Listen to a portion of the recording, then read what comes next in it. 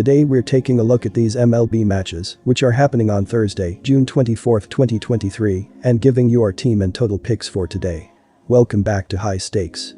Before we dive into our video, don't forget to subscribe and to push the notification bell so you don't miss any of our videos. Also check out our Patreon if you want access to our premium picks. Our Patreon is a way for us to help you improve your chances of making more money. You will find the link to our Patreon in the description and comments section below. In dropping the series opener on Thursday night, the Pirates ran their season-high losing streak to 10 games. Over the 6 games prior to Friday, they were outscored 36-9 and were shut out 3 times. Overall, the Pirate offense has mustered only 581 hits through 74 games, 7th fewest. Their .239 team batting average ranked 10th, and their 69 home runs were tied for 6th fewest. Brian Reynolds hit his 8th home run on Wednesday versus the Brewers, breaking a streak of 18 games without one. The Pirates outfielder is hitting .268 over 16 games in June, with 4 RBIs and 7 runs. The Marlins didn't let back-to-back losses against Toronto slow them as they rebounded with a win on Thursday. They'd gone 6-2 over their 8 games prior to Friday night. In the 6 wins, the offense struck for a combined 36 runs, but on the year they've played at just 309, 23rd overall. Miami's offense is hitting .260, the 8th best team average in the game. Luis Arias continues to flirt with .400, hitting a league-best .397 through 70 games. His 106 hits are 9 more than the next hitter. Arias had hit safely in 6 straight games prior to Friday night. The Marlins have won 6 of the last 10 games against the Pirates, and 5 of those wins have come in the last 6 meetings. The Pirates are struggling right now, and they are putting their trust in a rookie pitcher in this game. Beto has done fairly well, but his stuff is not top of the line. The Marlins' bats are hot, and they should be able to feast on Beto. Hoang does not need to do much to win this game, and the Marlins should be able to take the easy money line. They combined to score 10 and crush a 6.5 total in the opening game of the series. The total on this game still seems low, especially with 2 young arms starting. 4 of the last 6 times these 2 teams have met, they have combined to score at least 9 runs. The Marlins are obviously one of the better hitting clubs in baseball this season, and they have been putting up runs lately, averaging 6 runs per game in their last 6 wins. I feel they can get to Beto early in this game and set up another big run total for us. The over is 4-1 in the Marlins' last 5 games against an NL Central club. Take the over. Boston Red Sox vs Chicago White Sox. The Boston Red Sox haven't necessarily been bad at any point through this season, but they've struggled for consistency in a big way, and with 6 wins in their past 10 games, they appear to finally be putting it together and building momentum. In their past 9 games, the Red Sox have gone 7-2 and find themselves 5-2 in their past 7 games, played against right-handed starters, and with just 2 games separating them from 3rd place in the AL East, this is a must-win series. On the mound, Boston will turn to veteran lefty James Paxton, who has been fantastic in his 7 starts this season, as he has posted a 3-1 record with a 3.29 ERA over 38.1 innings of work, looking like his usual self again with 51 strikeouts in that time. All 3 of his wins this season have come on the road, and in those 3 starts, he's thrown 18.1 innings, allowing just 6 earned runs, and with just 1 home run allowed in his last 24.1 innings, it appears he's back to his best, something that spells trouble for Chicago.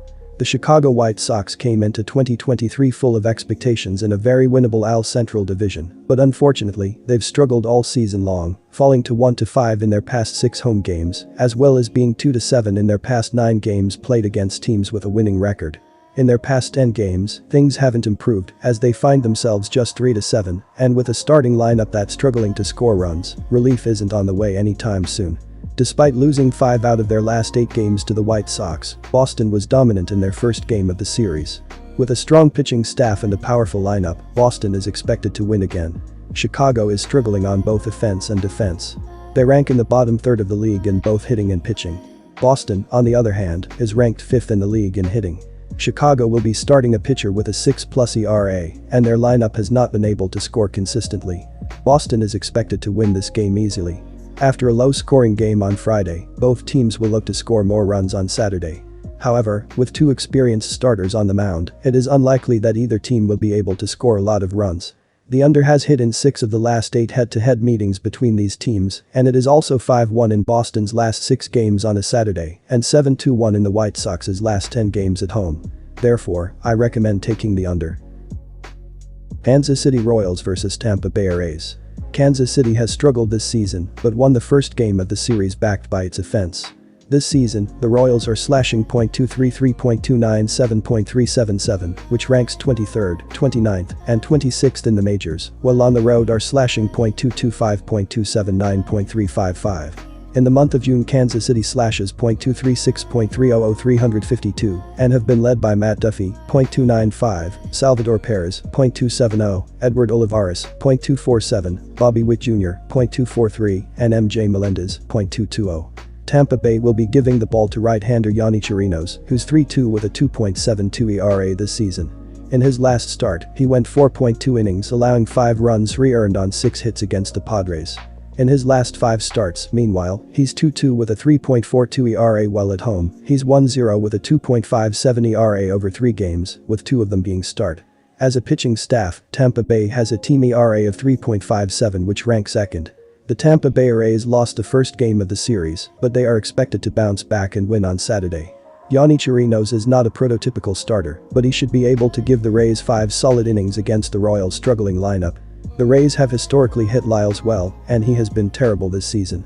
Tampa Bay is also 23-17 on the run line as a home favorite, while the Royals are 16-21 on the run line as the road underdog. I recommend taking Tampa Bay minus 1.5 runs. I recommend taking the over in the Rays vs Royals game. The Royals are 33-42 in hitting the over this season, and Tampa Bay is 43-31-4 in hitting the over, which ranks second in the league. At home, the Rays are 27-13-1 in hitting the over, which is the best over record for a home team this season.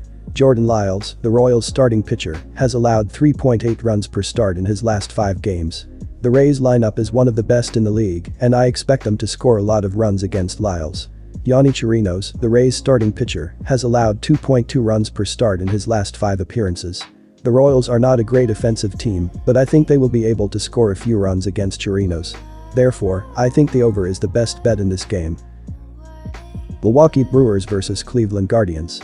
After sweeping the Pittsburgh Pirates 34-42, 4th in NL Central, Milwaukee has lost 2 of their last 3 games, including a 5-1 defeat to the Arizona Diamondbacks 46-32, 1st in NL West, at home on Wednesday.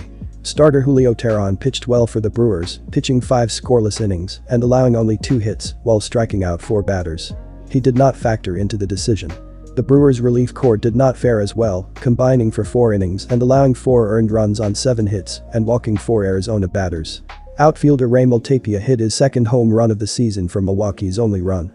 Diamondback starter Zach Gallen picked up his 9th win of the season for Arizona. Third baseman Emmanuel Rivera and outfielder-elect Thomas each had 3 hits, crossed the plate, and knocked in a run for the Diamondbacks in the win. The Guardians have won 4 straight games, including a series-sweeping 6-1 win over the Oakland A's, 19-58 Sioux, 5th in AL West, on Thursday afternoon. DH Juan Bell homered to tie the game 1-1 in the bottom of the 5th inning, and outfielder Miles Straw hit a RBI triple later in the same inning to give the Guardians the lead for good. Starter Logan Allen pitched effectively for Cleveland, going 4 scoreless innings and striking out 5 Oakland batters. Reliever Nick Sandlin pitched 2 innings and allowed 1 earned run to earn the win. The Brewers are coming off a 3-game losing streak on the road, and they are facing a tough opponent in the Guardians. Peralta has struggled away from home this season, and the Brewers' offense has been stagnant on the road.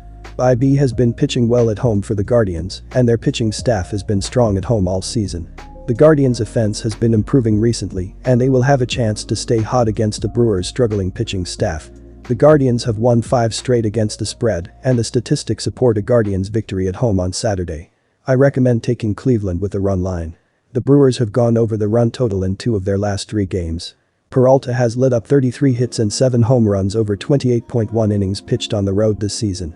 He has an ERA over 6 in 5 starts away from this home stadium.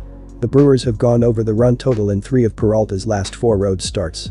The Guardians have gone over the run total in 3 of IB's last 4 starts overall. Cleveland has hit .298 over their past 7 games. They have scored 6 or more runs in 3 of their last 4 games. They have gone over the run total in 4 of their last 6 games at Progressive Field. Milwaukee's pitching staff is ranked 26th in the league in team ERA overall, 8.19, and on the road, 7.74. Most signs point to a higher scoring affair when these 2 teams meet on Saturday afternoon. Take the over.